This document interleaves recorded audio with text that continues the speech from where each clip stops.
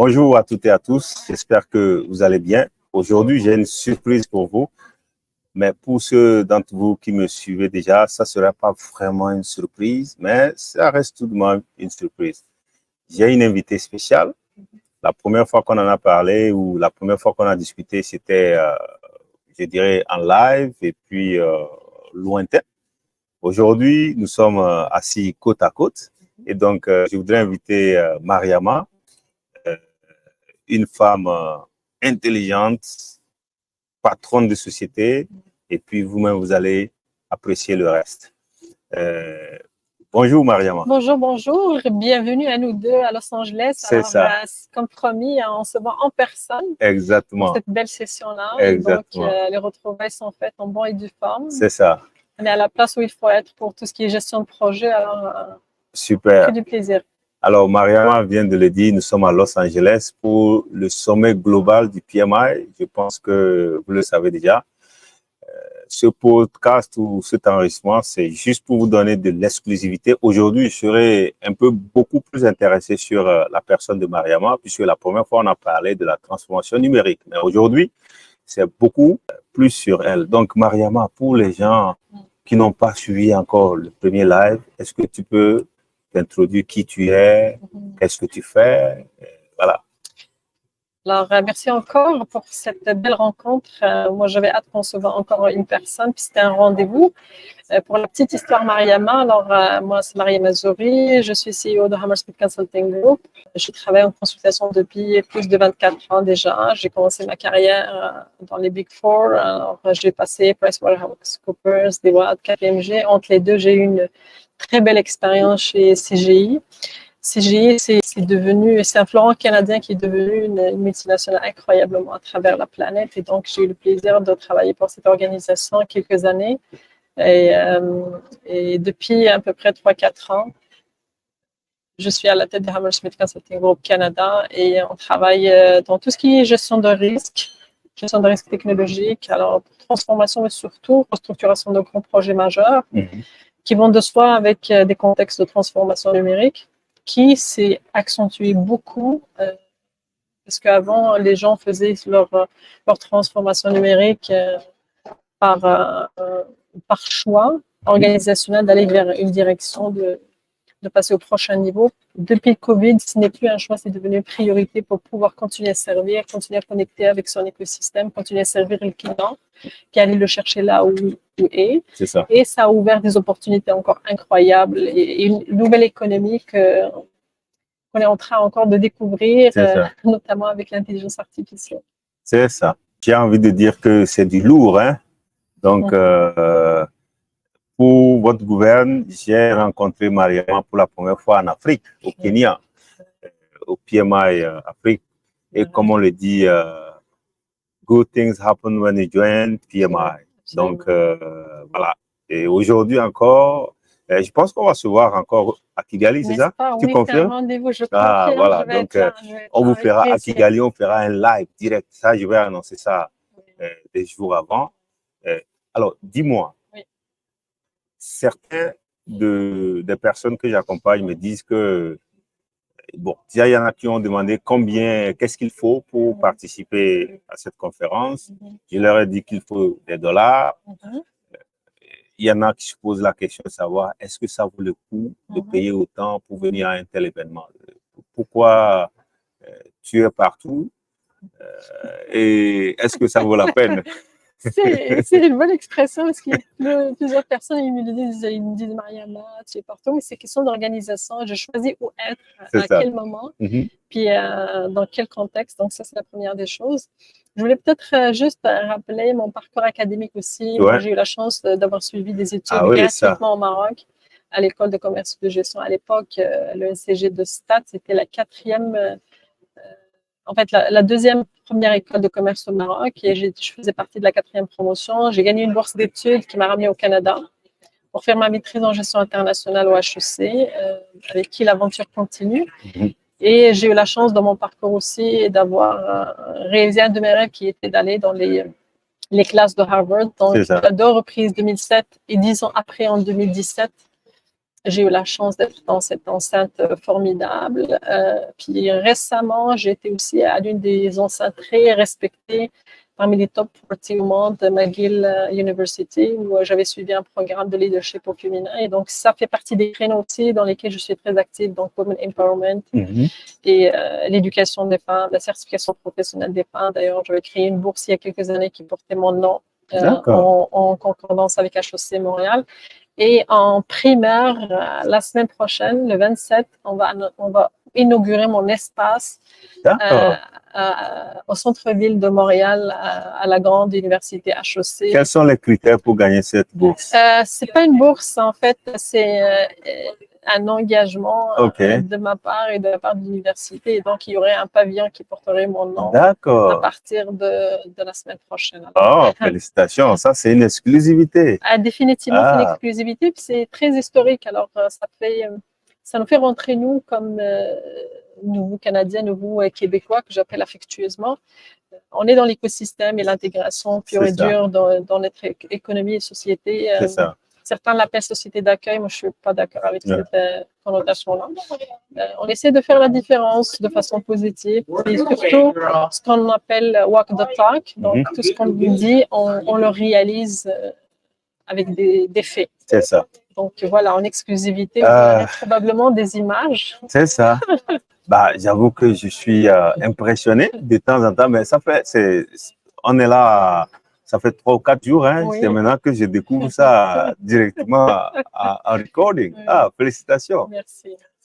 Alors, ma question, est-ce que ça vous, tu es partout? Bon, peut-être apparemment, toi et moi, on choisit les mêmes endroits, puisqu'on se voit, entre guillemets, partout, mais est-ce que ça vaut la peine d'être ici?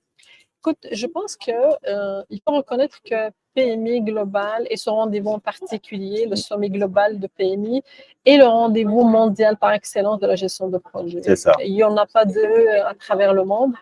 Et donc, je pense, pour retrouver la communauté mondiale de gestion de projet, c'est la place où il faut être. Et je suis très contente de pouvoir le faire. C'est ma deuxième année, ma première année à Los Angeles et je suis très ravie des rencontres que j'ai pu faire, des différentes responsables de chapitres et des collègues tout court que j'ai eu la chance de rencontrer cette année. Tu étais à Atlanta? Oui, j'étais à Atlanta. Ah oui, mais on ne se connaissait pas. Exactement. Oui, c'est vrai. Moi, c'est ma deuxième fois aussi. J'étais à Atlanta, on ne se connaissait pas encore. C'est après ça qu'on est allé à Nairobi. Exactement. Nairobi encore, c'était un coup de cœur. Ah oui, moi, j'étais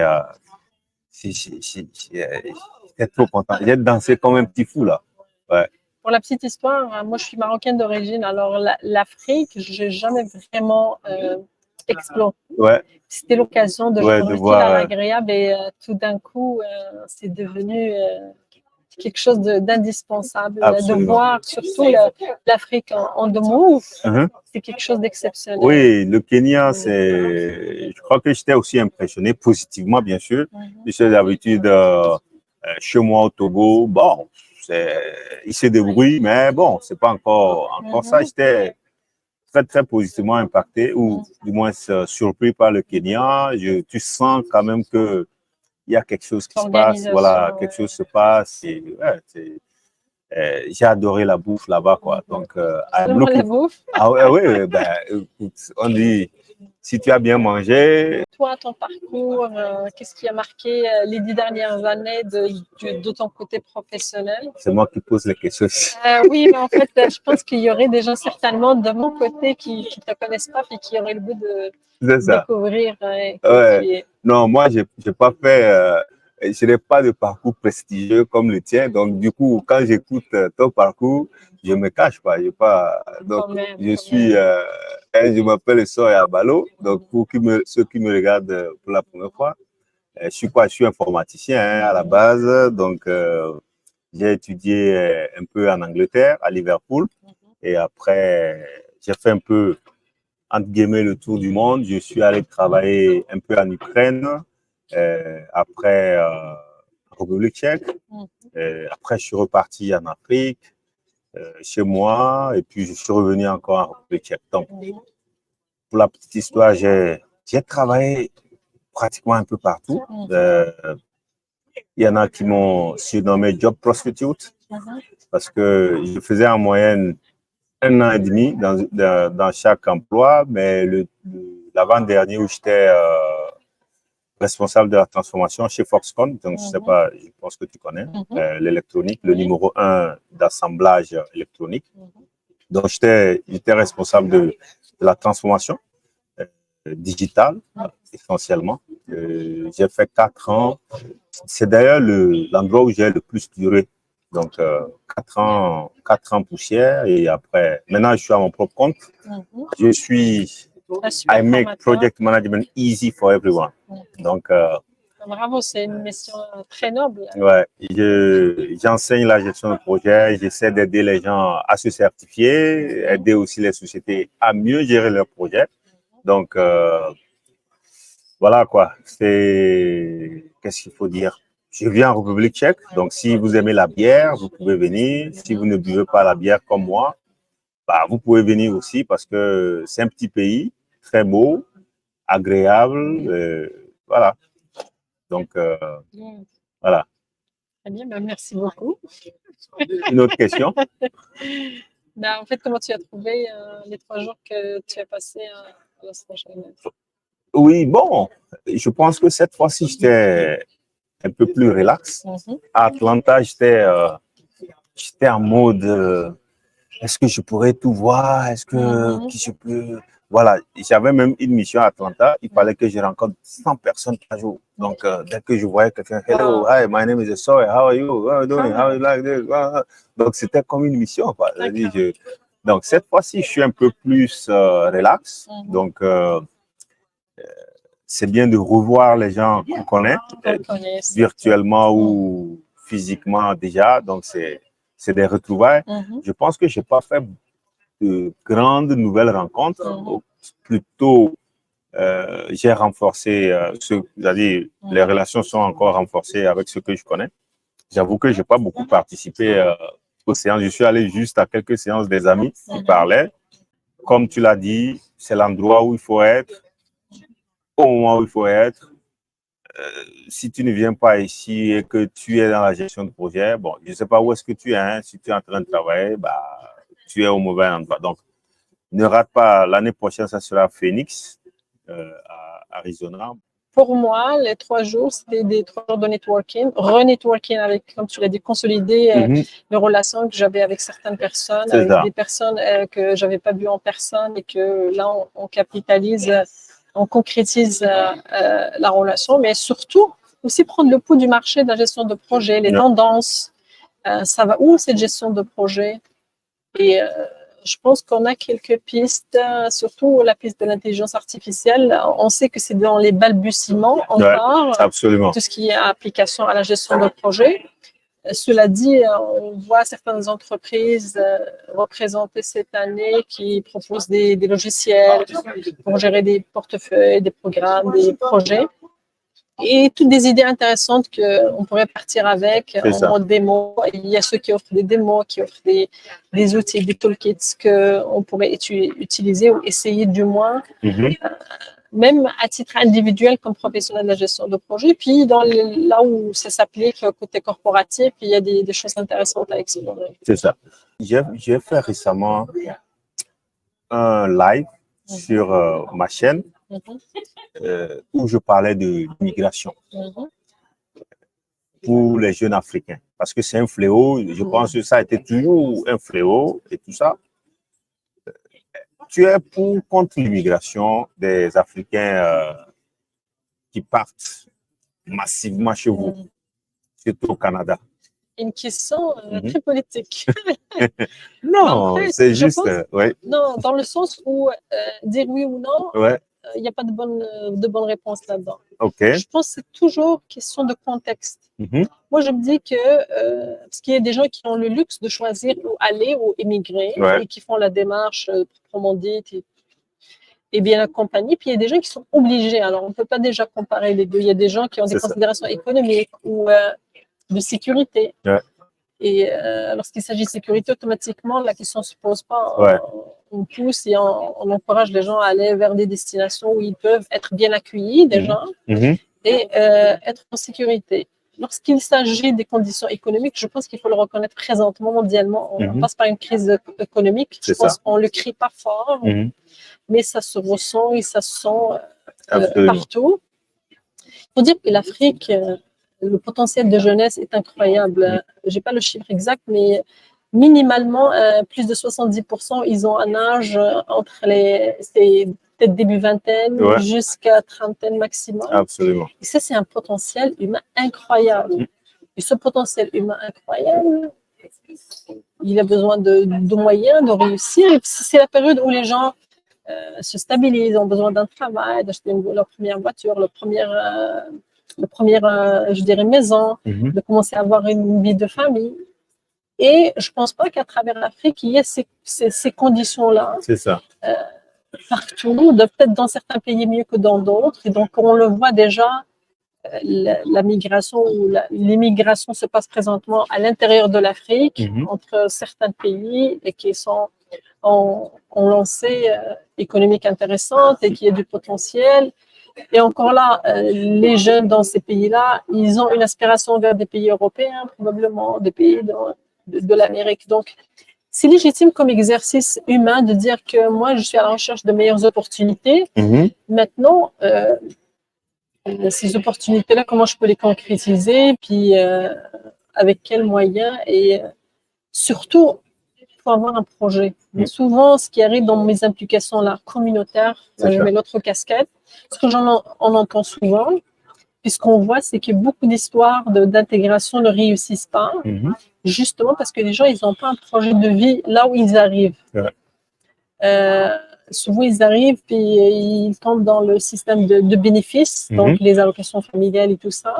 Puis ça entretient certaines paresses, il faut le dire. Et c'est cette paresse-là qui n'est bénéfique ni pour celui qui est venu pour des objectifs et des aspirations et des réalisations meilleures, que ce soit pour lui lorsqu'il est une personne qui n'a pas de responsabilité familiale ou avec une petite famille qui ont besoin de certaine intégration dans cette nouvelle culture, dans cette nouvelle société, à travers l'école, à travers les activités. Si je prends juste l'exemple du Canada, quand tu arrives au Canada d'un pays chaud, c'est les Canadiens l'hiver, ils vont aller skier. Ils vont faire du patin pour passer l'hiver. Et c'est quoi les chances que, tu sais, qu'une Mariama qui arrive à 22 ans, 21 ans au Canada, que moi je vais apprendre à skier? C'est la peur de tomber, de me casser quelque chose est tellement là que probablement je vais essayer les tubes. Donc je vais essayer d'apprécier l'hiver autrement. Ouais, absolument. Mais on passe beaucoup par, on l'a remarqué aussi pour nous les Africains, par l'éducation. Alors on se surscolarise, on se fait des batteries de diplômes et de certifications, puis on arrive au marché de travail, puis on impressionne l'employeur devant nous. Et il y a comme un blocage. Alors, avec toutes ces qualifications-là, qu'est-ce que c'est par rapport pas avec toi, là, mon petit besoin là, ici, qu'est-ce que je prends? Donc, ça fait souvent, on en a entendu parler de dire overqualified, surqualifié, puis on est renvoyé à la maison. Ou on se fait dire, vous n'avez pas une première expérience canadienne ou française ou américaine et on vous envoie promener. Les États-Unis, c'est un peu différent parce qu'il y a la possibilité de faire des petits jobs et de pouvoir commencer à vivre en attendant de structurer un projet. Mais quand tu arrives déjà avec un projet de vie, je pense que ça accélère la cadence de réussite. C'est ça. Et au pire, quand ça ne marche pas la première fois, les chances que ça marche la deuxième ou la troisième fois sont meilleures parce que, en fait, l'utilisation du temps elle est meilleure quand on est mieux préparé puis qu'on sait qu'est-ce qu'on veut comme projet. C'est ça.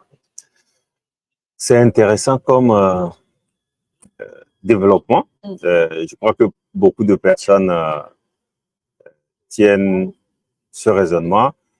Moi, malheureusement, je suis tranché. Je suis tranché. En fait, dans quel sens? Non, en fait, je suis probablement d'accord avec toi que si quelqu'un est dans une dynamique de sécurité, par exemple, là où il y a la guerre, oui, il faut partir. En fait, moi, je ciblais beaucoup plus les jeunes qui sont capables de se développer, je dirais, un peu partout. Donc, moi, ma croyance, c'est que, étant africain, le meilleur endroit pour se développer vraiment, c'est en Afrique.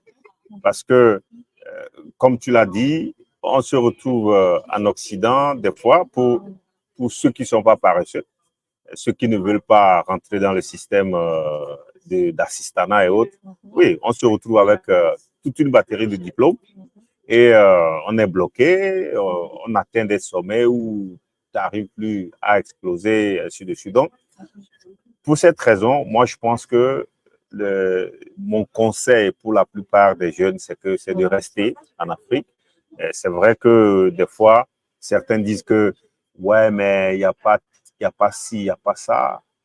Peut-être oui, mais honnêtement, et je le dis vraiment hein, du fond de mon cœur, si moi je partais quand j'avais 21 ans aussi, je pense que si j'avais par exemple l'information que j'ai aujourd'hui, moi je pense que je n'irais nulle part, puisque étant chez toi, avec, je dirais même un peu d'intelligence, parce que quand je prends moi mon cas, les postes où j'ai occupé les postes de responsabilité, c'est que même quand je vois les gens qui sont au même niveau que moi, c'est la nuit et le jour, quoi. Mais la seule raison pour laquelle, bon, on est sur la même table, parce que eux, ils sont locaux. Donc, mais normalement, ça dit, à compétence égale, toi, tu es la Champions League, ils sont en Ligue 1. Mais le fait que toi, étant étranger, tu es obligé de travailler 4, 5, 6, 7 fois plus que eux, je me dis que, étant africain, si je mets la même rigueur, même ne serait-ce qu'à moitié en Afrique, I'll be a king. Mais c'est ça, je pense que tu touches un point important, c'est que ça, c'est clair que lorsqu'on est ailleurs, on a besoin de performer plusieurs fois en facteur multiplicateur que lorsqu'on est chez nous, ça c'est clair. Sauf que la rigueur avec laquelle on travaille à l'extérieur n'est pas la même avec laquelle on travaille à l'intérieur. C'est pour ça que ça avance pas à la bonne vitesse, puis qu'on ne réalise pas ce qu'on a à réaliser. Voilà. Il faut le reconnaître. Il y a une certaine éthique de travail qui, je dirais pas absente, mais j'espère qu'elle s'améliorera. Puis les pays qu'on voit en Afrique qui sont en train de faire des pas géants pour leur économie puis leurs citoyens, ils ont compris ça, puis ils travaillent avec la même discipline occidentale. C'est ça qui nous manque. Exactement. En fait, c'est exactement mon message aux jeunes pour dire que, en fait, l'environnement, oui, c'est un bonus, mais ce n'est pas l'essentiel. Si partout où tu es, quand tu entreprends quelque chose, si tu es discipliné, si tu développes la discipline, tu développes la rigueur, il n'y a aucune raison que ça ne marche pas. Donc, si tu es chez toi, tu es encore très à l'aise parce que j'ai pas mal d'exemples. J'ai un ami qui est couturier. Il fait D'ailleurs, je suis habillé ici majoritairement par sa touche.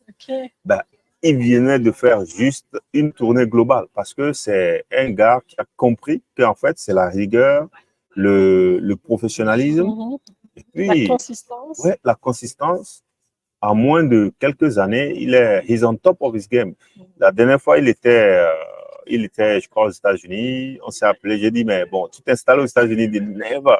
Tu vois que, et c'est quelqu'un qui n'a pas fait de grandes études, mais aujourd'hui, il a des réalisations pas possibles. Et il est très à l'aise. Talent, hein? Voilà, exactement. En fait, c'est ce que je dis. Bon, pour les gens qui fuient la guerre, ok, il n'y a pas de souci, mais je dis, ou bien, si vous n'êtes pas ambitieux, bon là, ouais, vous pouvez partir. Parce qu'en Occident, il y a des systèmes d'assistanat. Donc, vous allez devenir mendiant à vie. Peut-être que c'est mieux. Mais pour des gens qui sont ambitieux, moi, je leur déconseille complètement l'Occident. Il y en a qui disent, ouais, mais je veux aller apprendre dans une université. Et je dis, même ce n'est même pas nécessaire. Parce que, honnêtement, je trouve que l'école, c'est inutile hein, des fois. C'est-à-dire, vraiment, aujourd'hui, avec la technologie aidant, je pense que tu es capable de tout faire. Tu n'es pas obligé de, je sais pas, de faire… Mais ce discours-là que tu tiens, il fonctionnerait peut-être pour un petit nombre très limité qui a des conditions et… c'est ça, qui a des conditions très particulières, qui est cette volonté de réussir, cette soif de s'accomplir, ton message peut passer. Mais si on élargit le spectre de la population, je pense que on pourrait être dans la même dans la même lecture de dire restons là où on est, mais allons chercher le meilleur de ce qui se passe, donc l'éducation, les expériences, et expatrions-la dans le sens inverse vers l'Afrique. Ouais. C'est ça le potentiel. Maintenant, encore là, on est dans un système de gouvernance et d'éthique qui est très différent, ouais. qui est des fois les conditions gagnantes pour réussir des initiatives. Voilà. Ils Oui, sont pas je suis d'accord, mais sauf que quand tu arrives en Occident, je pense que tous les systèmes, hein, c'est conçu pour, c'est-à-dire, pour te garder là. Définitivement. Voilà. Donc, justement, c'est pour éviter mais si que tu les veux gens... partir, encore là, je dirais la même phrase. Il faut avoir un projet concret pour Absolument. Même le départ est encore plus dur. Parce que moi, j'ai essayé de repartir chez moi. C'est vrai que je n'étais pas très, très bien planifié. J'étais obligé de faire marche arrière. Mais là, je reprépare mieux la rentrée. C'est-à-dire, le jour où je dis, bon, c'est bon. C'est comme les Olympiques. Voilà, c'est bon, quoi. Alors, ce que je disais que, en fait, même les gens talentueux, très intelligents, quand tu arrives en Occident, tu es pris dans un piège. Même quand tu te dis, je viens juste pour étudier 2, 3, 5 ans et partir, il y a de fortes chances que tu ne partes pas parce que quand tu viens, tu es le meilleur ici. Bon, on te présente toutes les opportunités en or et tout ça. Après, la pression, des fois, des parents qui se disent que mais non, il faut rester là-bas. La famille, non, tu reviens faire quoi ici? Or, on sait que des fois, pour réussir, il faut passer par une période sombre. Tu vois? Donc, si tu veux, au moment où tu passes par la période sombre, certains parents ne vont pas forcément accepter. Donc, pour moi, c'est pour ça que je dis, il vaut mieux rester, se battre. Avec la technologie aujourd'hui, tu es capable d'étudier n'importe quoi, n'importe où. Donc, bon, peut-être que oui, je m'adresse seulement à change makers, ceux qui veulent vraiment changer. Peut-être moi, je ne m'intéresse pas ou je ne veux pas forcément m'adresser à ceux qui veulent boire le vin chaud ou bien dormir sur la neige et ainsi de suite. Voilà. OK? Oui. Ça, c'est un sujet que je vais aborder, je crois, les prochaines années parce que je pense que je veux aider ceux qui veulent se réaliser étant au pays à le faire, puisque avec la technologie aujourd'hui, je dis encore, c'est possible. Il n'y a rien qui est fait en Afrique et personne ne viendra le faire. C'est-à-dire, c'est là même l'opportunité. Tu prends, pour moi, hein, tu prends n'importe quoi, il suffit de faire juste un peu de professionnalisme, you are on top of the game. Alors, assez d'immigration, on va parler de quoi maintenant? Écoute, on peut parler aussi des femmes en gestion de projet. Oui, OK, ouais, pourquoi pas? Oui, le constat qu'on fait depuis plusieurs années, c'est qu'il y a moins de femmes. Hein. C'est un métier d'hommes comme plein de métiers professionnels, des avocats, des experts comptables et compagnie, mais on commence à avoir une certaine percée. Et je pense une des pistes qu'il va falloir explorer, parce que pour moi, la gestion de projet, c'est pas un nouveau métier, c'est le plus ancien des métiers qu'on fait. Absolument. Tout le monde fait de la gestion de projet. Les mamans à la maison, les mamies, les grands-pères, tout le monde fait de la gestion de projet, juste dans le sens où on doit organiser quelque chose, un budget, une activité, puis mettre les efforts autour pour avoir un résultat. Puis si on n'a pas le résultat à temps, qu'est-ce qu'on fait? Les plans de mitigation, c'est quoi les risques, tu sais, quand je fais mon terrain, que la pluie tombe ou elle ne tombe pas. Absolument. Donc, pour moi, c'est un des plus anciens métiers. Et donc, comme on a donné la chance, si on parle encore de l'Afrique, mais aussi à l'Occident, au tout début, la chance a toujours été donnée aux garçons d'aller à l'école avant les filles, que les filles s'occupent de la maison, des enfants. Je pense qu'il y a cette logique behind, mais qu'on est en train de casser de plus en plus. Il y a de plus en plus des femmes dans des rôles de leadership. On peut être encore dans l'écosystème de gestion de projet. On le vit dans les grandes organisations qui ont des PMO. Et définitivement, les rôles de leadership, généralement, vont aux hommes de façon naturelle. Même des fois à moins de compétences, mais avec une lecture probablement de Club Boys, ça peut être un des facteurs, mais on voit cette volonté présentement qui se ressent. On l'a vu hier de façon formidable dans les présentations que l'Arabie Saoudite, représentée par 2 panels hier, on avait un homme et une femme à chacun des panels qui sont représentés de façon presque, ils ont présenté presque à 50%. Puis sur d'eux, donc 50% des cas, il y avait une leader femme dans le premier panel, c'est elle qui est la boss, et dans un deuxième, c'était un co-lead, et moi je trouve ça formidable, ça donne l'espoir et que le chemin présentement, la piste est ouverte aux femmes, puis je pense aussi c'est question d'éducation. PMI Montréal, on parle de la fondation PMI Montréal, Unit to Campus. PMI Global investit beaucoup dans l'éducation, puis aussi dans la fondation Education Foundation, je pense que c'est ça le nom, justement à sensibiliser à la gestion de projets très, très jeunes, la gente féminine dans les écoles, mais aussi des jeunes garçons qui acceptent que les femmes soient dans des rôles de lead et de co-lead. Bon, moi, ce débat avec les femmes,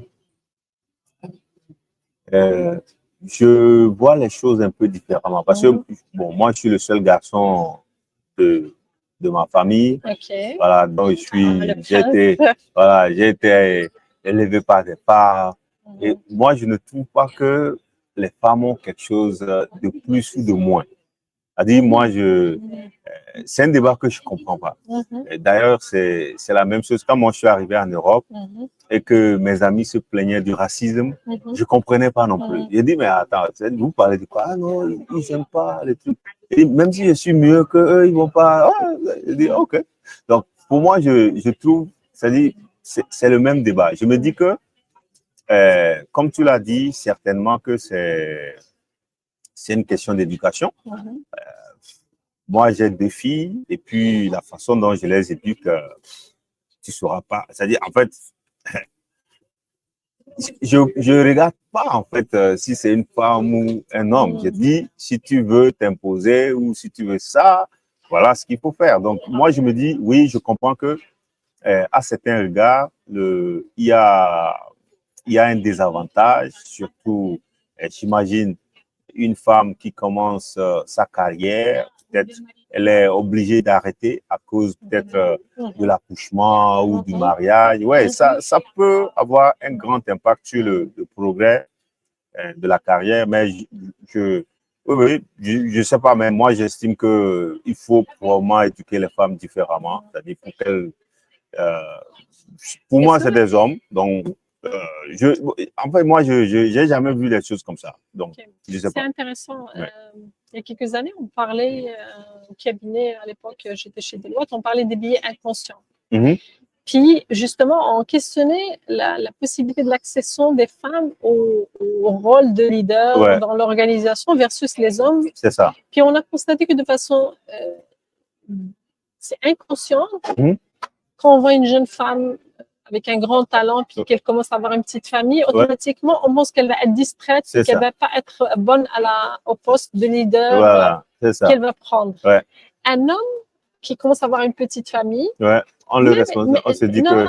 Même qu'il peut être juste moyen et que la fille peut le dépasser, on dit, ah, ben, il est responsable, c'est quelqu'un qui va s'occuper, s'il s'occupe de sa famille, ça veut dire qu'il va s'occuper de ses clients, puis il va s'occuper de ses employés. C'est ça. Il y a encore cette lecture dans plusieurs industries, pas seulement dans la non, j'imagine. La lecture de dire que c'est des femmes, moi, je préfère quand même que je sois considérée quand même comme femme et que sur le plan professionnel, c'est la compétence qui parle et qui fait la différence. OK, oui. Que les hommes restent des hommes, que les femmes restent des femmes, que sur le côté professionnel, on soit évalué sur notre capacité à livrer, puis sur notre compétence et la valeur ajoutée qu'on ramène autour de la table. Oui, en fait, on dit la même chose. On dit la même chose. Oui, on dit la même chose. Okay, pour moi, je dis que si je dois recruter, je ne regarde pas si c'est une femme ou un homme. Je cherche quelqu'un capable de me faire un travail. Peut-être que même sincèrement, moi, je préfère même les femmes dans mes équipes que les hommes. Je ne sais pas, peut-être que c'est le fait que j'ai grandi qu'avec les femmes. Peut-être c'est ce que qu'on appelle le biais inconscient. ouais, C'est que chaque individu, il est influencé de par son éducation, son expérience au travail, honnêtement, ses situations de conflit. Si j'ai un poste à compétence égale, je peux probablement que je prendrai la femme que l'homme. Parce que il y a plein d'amis qui vont pas t'aimer là. Ah ouais, pourquoi? Non, mais pour dire, normalement, moi, je serais un peu plus catégorique que toi. C'est-à-dire, c'est que, comme au football, que le meilleur gagne.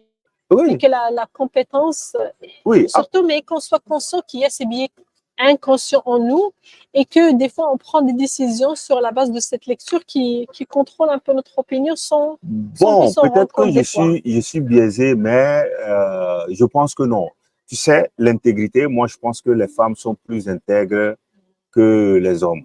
Je t'explique, ce n'est pas, c'est pas parce que j'ai devant moi une femme que je, non, je vais t'expliquer. C'est-à-dire que si tu travailles avec une femme et que, par exemple, moi, je fais mon business, si quelqu'un veut des secrets de mon entreprise, par exemple, je pense que l'homme est beaucoup plus exposé à me trahir ou à vendre l'information que la femme. C'est-à-dire, ça, je suis convaincu de ça.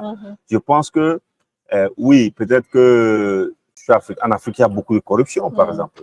Je pense que les femmes sont beaucoup moins corruptibles et corrompues que les hommes. Donc ça n'a rien même à voir. Donc moi, rien que pour cette raison, je pense que les femmes seront beaucoup plus intègres qu'un homme. C'est-à-dire, tu le mets là-bas, bon, lui, il a peut-être une famille, 2 maîtresses qui doit. Donc, il est très ouvert pour faire des trucs. Donc, peut-être que c'est à cause de ça. J'ai vu aussi, puisque, comme on le dit, hein, on est beaucoup influencé par la façon dont on a grandi. Parce que j'ai vu aussi des hommes, quand ils ont un poste, tout de suite, voilà, ils sont prêts à faire. Donc, pour cette raison, moi, c'est pour ça que je dis, si à compétence égale, c'est-à-dire je ne choisirai pas la femme parce que c'est une femme, elle n'a pas les compétences que je veux. Mais si j'ai 2 personnes, compétences égales, je sais que she can do the work, he can do the work. C'est-à-dire, eyes closed, je vais opter pour la femme. Maintenant, si les compétences ne sont pas égales et que l'homme est mieux, oui, je choisirai l'homme. Donc, c'est un peu moi, ma conception de tout. Peut-être que influencé par la façon dont... Et ma mère, c'était vraiment... Moi, c'est ma légende, quoi. C'est-à-dire, c'est... Voilà, ma mère, pour la petite histoire, elle tapait les clients. Ma mère avait un restaurant. Tu sais, en Afrique, généralement, les ouvriers qui travaillent dans les chantiers, ils viennent manger. On a un cahier, ils écrivent dès qu'ils reçoivent les notes de crédit. Donc, dès qu'ils reçoivent leur salaire, ils doivent normalement venir payer. Donc, il y en a, quand ils reçoivent leur salaire, on ne les voit plus. Donc, ils reviennent peut-être 10 jours après, quand ils ont fini de bousiller l'argent.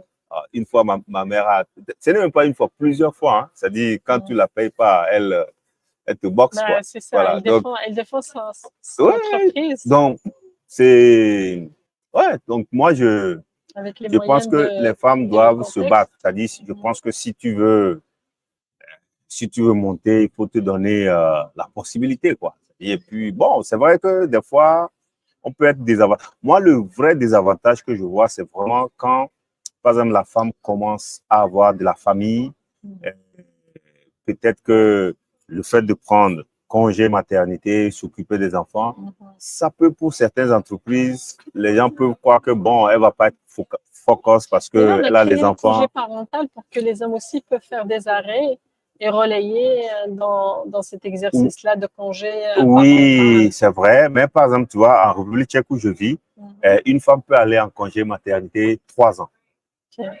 Voilà, tu vois, c'est-à-dire, oui, 3 ans. Donc, il y en a qui disparaissent des radars pendant 6 ans. Parce qu'elle a fait voilà, donc quand elle revient, du coup, elle a beaucoup de désavantages parce que le train a continué à marcher. Et puis, voilà. Les choix de vie aussi qu'on fait, la famille versus le exactement, travail. Exactement. Donc, c'est là que je vois vraiment que ça peut être désavantageux. C'est intéressant. Il y a cette question aussi qui se pose ces temps-ci, mais depuis plusieurs années, c'est l'équilibre travail-famille. Moi, je dis toujours qu'il n'y a pas cet équilibre-là. Il y a toujours une partie ou un côté qui prend le dessus sur l'autre. C'est utopique de dire que quelqu'un a une vie balancée. Ouais, non. Ça, je ne crois pas du tout. Moi, je dis seulement qu'il faut, il faut prioriser. C'est ça. Il y a des compromis à faire, voilà. justement. C'est-à-dire, ouais. Et donc, des choix de dire, moi, je n'avance pas à la vitesse que je voulais parce que je fondais une famille. Exactement. Ou inverse, moi, je connais des personnes qui ont décidé de ne pas avoir d'enfants parce qu'ils voulaient tellement la carrière ou qui ont décidé d'avoir un seul enfant parce qu'ils veulent une carrière. Donc, il y a une lecture intéressante aussi dans notre société. On est en transformation maintenant aussi avec l'intelligence artificielle. L'avènement du Covid, on a de moins en moins une vie sociale, même au bureau. On est dans des changements profonds présentement pour les 20-30 prochaines années à venir. On va ressentir l'effet de la période qu'on est en train de vivre. Mais dis-moi, toi, comment tu vis ta vie comme chef d'entreprise comparé à quand tu étais employé ou tu as été toujours chef d'entreprise? Non, j'étais pour la majorité de ma carrière dans des structures où j'avais une certaine marge de manœuvre. Alors, je gérais ma shop, mais à l'intérieur de structures, d'un brand et tout ça. La différence déjà entre les deux modèles, c'est que j'ai moins de couches de reddition puis moins de couches de stress ou de choses à gérer en parallèle avec la gestion de mon client. Là, je suis beaucoup plus en gestion immédiate avec mon client, puis je gère et toute mon énergie est focusée sur mon client que sur mes pairs, mes relevants, mes équipes, mes extended teams.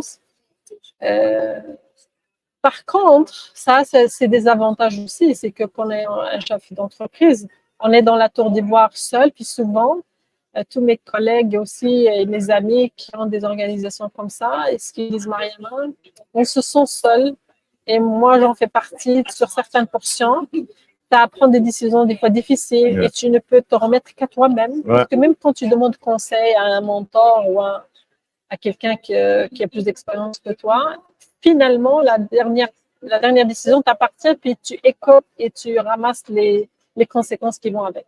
Je pense qu'il y a ce syndrome beaucoup qui peut, dans certains contextes, impacter la santé mentale de la personne, peut avoir un impact sur sa structure de famille, puis des fois même sur la vie de son entreprise par la suite. C'est ça.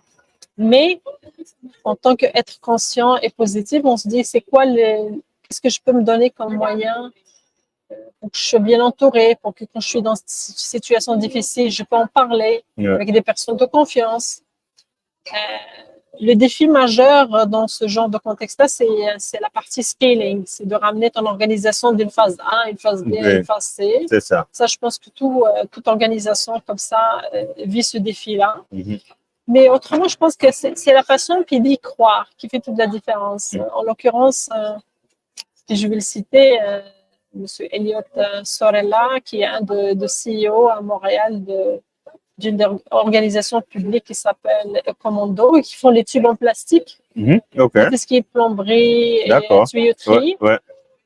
Puis, il a commencé sa carrière From Zero to Hero, c'est exactement ça, de commencer de rien et de ramener l'organisation à être listée publiquement.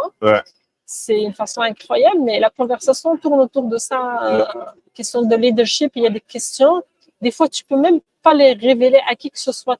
Tu vis avec tes démons toi-même. Absolument, Alors, à chacun ses démons, mais je pense il n'y a pas de recette magique là-dedans. C'est le réseau, se faire bien entourer, être à l'écoute peut-être des conseils de sages, parce que des fois aussi, c'est le pattern ou la personnalité des gens qui sont dans ce genre de rôle, qu'il y a certaines déterminations, certaines façons de voir le monde et qu'ils pensent que la façon qu'ils voient le monde, c'est la bonne façon. C'est ça. Des fois, quand on fait des sessions de coaching avec certaines personnes, on réalise que c'est question d'ego, my way or the highway. Des fois, ça peut avoir un penchant dangereux. Ouais, je pense, je ne sais pas si tu as suivi la séance qu'on a eue pour les volontaires. Les gens compétents et les gens aimables, hein? Tu as suivi la présentation? Non, je n'ai pas suivi cette présentation. Il y a une dame qui a présenté highly competent people and highly warm people. Qu'est-ce qui faisait la différence entre les deux? Ainsi de suite. Ouais, c'était intéressant. Ouais, je crois que je suis d'accord avec toi par rapport le fait que étant chef d'entreprise, des fois tu vas te sentir seul. Bah, personnellement, moi, ça me va. Je suis un soldat solitaire. J'aime être seul, sincèrement. Mais par contre, je te vois, tu es quelqu'un de sociable quand même. Non, je suis sociable. Mais si je suis seul, je ne vais pas mourir non plus. Tu vois, c'est pas que comme il n'y a personne, faut que je trouve quelqu'un. Mais j'aime vraiment être avec les gens, mais je sais aussi être seul. Je crois que la majorité du temps, je suis plus seul qu'avec des gens. Donc, oui, je pense que c'est un peu ma personnalité hein, qui va comme ça. Mais bon, that's the life choice. Maintenant, une dernière question pour qu'on clôture. Oui. Je sais que tu aimes beaucoup la lecture. C'est vrai. Moi, je n'aimais pas. En fait, est-ce que je n'aimais pas? Oui, je ne lisais pas. Parce que moi, j'ai fait une série scientifique, les maths, après l'informatique et tout ça. Donc, la lecture, toutes les lectures que j'ai faites, c'était par rapport les livres de maths et tout ça, quoi. Mais maintenant, je m'intéresse beaucoup à la lecture. Je fais environ 50 livres par an, donc en raison d'un livre par semaine. Mais personnellement, je lis que des livres de développement personnel. La question que je voudrais te poser, quel livre te recommande? Quels sont tes top 5 livres que tu recommanderais à quelqu'un de lire absolument? Écoute, ma liste, elle bouge beaucoup presque chaque semaine, chaque 2 semaines. Présentement, ce que j'ai ramené avec moi à l'aéroport, c'est 2 livres. Un que probablement j'ai déjà partagé sur mon LinkedIn, qui est U-Square. U-Square, yeah. Oui. C'est un petit livre extraordinaire qui est plein d'intensité puis plein de enlightened ideas. Dans le sens où il le ramène.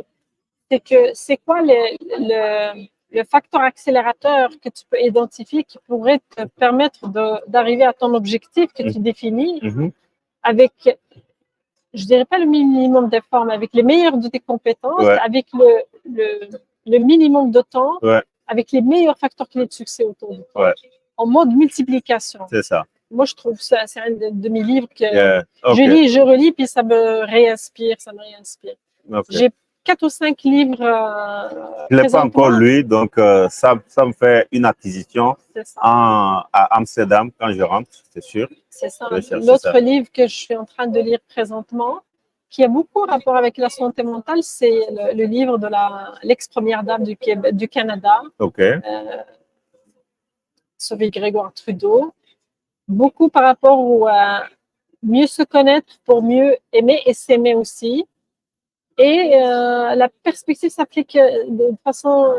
parce qu'on est des individus, il n'y a pas une séparation entre la personne professionnelle et la personne. C'est ton boss qui rentre le matin puis qui est en colère, qui est de mauvaise humeur et qu'il se défoule de façon inconsciente dans le travail ou avec les employés, ou la collègue qui a une attitude pas collaborative, probablement qui passe par des moments difficiles dans leur vie personnelle. Et donc, connaître ses forces, ses faiblesses, ce qui nous fait de la peine, ce qui nous rend heureux, ce qui est prioritaire pour nous, c'est quelque chose en tout cas, que j'essaie de rafraîchir à chaque fois avec des lectures inspirantes comme ça. People Beyond Technologies. Resilient. Resilient, ça aussi, je l'ai partagé sur LinkedIn. C'est la résilience dans un contexte de stress. C'est quand tu es tout le temps stressé, comment tu peux créer ta posture de résilience, puis la maintenir parce que le stress, il est permanent. C'est devenu une composante, surtout au rythme d'accélération des changements qu'on vit. C'est incroyable. Avant que tu vois un changement, ça prenait du temps. Là, au jour le jour, il y a des choses qui bougent. Je pense que ça, c'est une belle lecture que je revisite et je la garde souvent à mon bureau. Les livres que j'aime revisiter, ils sont proches. Les 44 Law. 48 Laws of Power. C'est ça. Ouais. Ouais, ça, j'ai lu ça. Et c'est encore là, je ne le lis pas dans l'ordre. Ouais. Je regarde dans l'exercice. Des fois, c'est mon état qui me ramène la loi que je dois lire ou qui m'inspire. C'est tellement fascinant qu'à chaque fois qu'on fait sa rétrospective, il y a quelque chose qui est toujours nouvelle. Des fois, on la connaît, mais on la redécouvre dans une autre conscience différente. Donc, ça, c'est mes lectures favorites présentement. C'est ça. Ouais, dans ta liste, j'ai lu juste un livre, mais U-Square, ça, je vais l'acquérir. Ah, tu viens de me faire penser à un autre que j'affectionne particulièrement. Je l'ai découvert en 2017. Puis je l'ai reçu en édition limitée en classe quand j'étais à Harvard Business School. C'est notre prof à l'époque, Frances Frey, qui est à l'origine du génie Google. Là, c'est la page vide, cliquer sur ligne. C'est elle qui avait imaginé ça. Et ça s'appelle Uncommon Service. Uncommon Service. Oui. Et l'idée de base, c'était une révélation pour moi en 2017, parce que moi, j'étais formée, mindée d'être la meilleure, la crème de la crème. Quand j'étais au Maroc, à l'école de commerce, on nous disait, vous êtes la crème de la crème du pays. C'est ça. Tu arrives au grand cabinet avec ce même esprit-là. We are the big time. Et donc, on est les meilleurs. Puis la personne devant nous, elle est toujours plus petite. Pas plus petite. Intellectuellement, on est capable de lui prouver ou de l'aider. C'est ça. Et de dire, quand tu es dans cette posture-là et dans cette capitale intellectuelle en effervescence tout le temps, de dire, j'ai le droit de ne pas être numéro 1. J'ai le droit d'être numéro 2, 3, mais pas dans toutes. De dire, c'est quoi mes priorités, mes core competencies, comme le 1, 2, 3, je vais être numéro 1, mais sur le 4 et le 5, exemple concret. Moi, je suis quelqu'un qui déteste l'administration. Tu sais, moi, les feuilles de temps, le clerking, là. Tu peux me demander de faire une présentation PowerPoint et de la monter et ne pas me demander de faire des feuilles de temps et des fichiers Excel, des choses comme ça. Je trouve que il y a quelque chose qui m'empêche de faire ça. C'est des choses qui prennent 2 secondes, hein. Je sais. Mais c'est des choses qui sont pour moi comme... la merde, je sais, Et je suis vraiment aussi un peu comme ça. Très bordélique dans l'administration. D'ailleurs, même quand je travaillais comme chef projet, j'étais très souvent en conflit avec les PMO, c'est-à-dire les compliance. Mais je dirais pas ça, c'est que moi, je suis obligée en fait, d'être... en tant que chef d'entreprise, tu es obligé de... Sauf que tu le fais malgré toi. Sauf que cette lecture-là de 2017 était vraiment une bouffée d'air parce que pour la première fois, je peux ne pas être numéro 1 dans tout là. Et donc, sachant aussi que quand tu grandis dans ce genre d'environnement, tu comprends c'est quoi l'importance de l'expertise. Alors, tu laisses l'expert parler. Souvent, on n'est pas tout le temps en maîtrise des dossiers, puis on ramène nos équipes autour de nous qui sont chacun spécialiste dans son domaine. Je vois. Mais ça reste quand même cette culture de I'm the one. Je vais lire ça. Ça a l'air intéressant. Mais moi, le premier livre que je recommande même à tous mes étudiants, c'est Surrounded by Idiots. Tu l'as lu? Non. Pour moi, c'est similaire avec ce que Madame Trudeau dit. En fait, c'est un livre qui te permet de te connaître bien et puis de connaître aussi les autres autour de toi.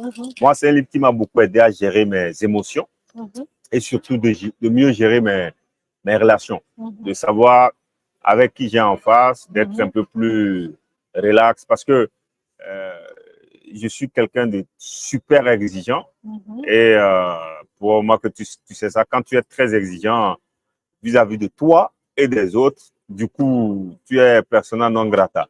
Voilà, donc des fois, je suis très exigeant, même des fois quand je joue au foot et que j'ai un collègue qui fait une mauvaise passe, on peut se taper. Hein? Ah ouais. Tu vois? Donc, c'est un livre qui m'a permis d'abord de savoir que, en fait, parce que des fois, tu vois, quand tu es en conflit avec des amis, surtout des gens que tu aimes beaucoup, tu te dis, mais attends, qu'est-ce que j'ai fait de mauvais là? Ouais. Et le livre m'a permis de comprendre qu'en réalité, nous sommes très différents. C'est-à-dire que vous ne voyez pas les choses de la même manière. Donc, moi, des fois, je ne comprenais pas comment il ne peut pas voir comme je vois. Tu vois? Et le livre m'a permis de voir que, en fait, les gens sont tout simplement différents. Ouais, comme like voilà. my way or the highway. Voilà. Oui, oui, oui. Moi, j'étais comme ça. Okay. My way or no way, quoi. Tu le fais comme ça, c'est tout. Même, j'ai cette... Par exemple, avec mes enfants, c'est comme ça des fois. Je dis, quand papa dit non, c'est eux-mêmes, ils complètent. Non, voilà. Okay.